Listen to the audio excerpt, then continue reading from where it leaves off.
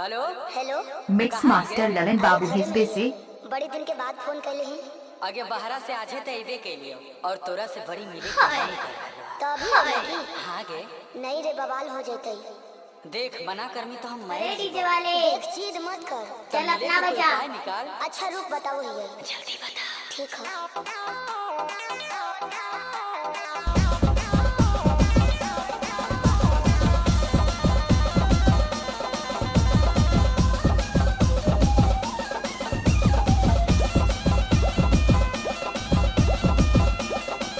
गणपत बजाना काय को बंद किया?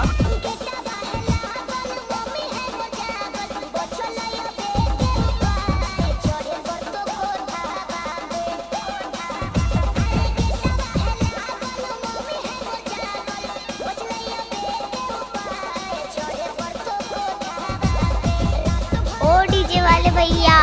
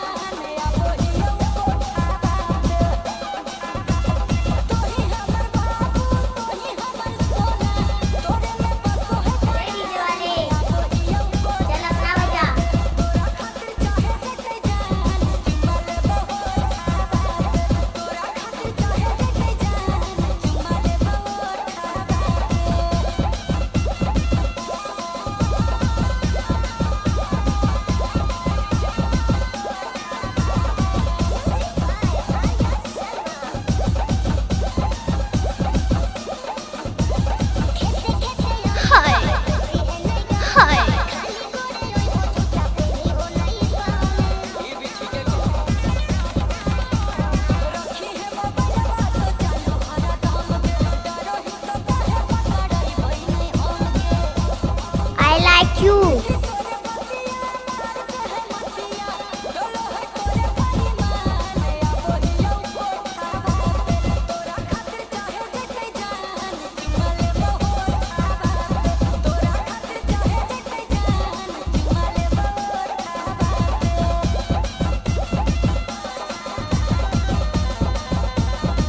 ओ हीरो क्या बात है? ओ हीरो क्या बात है?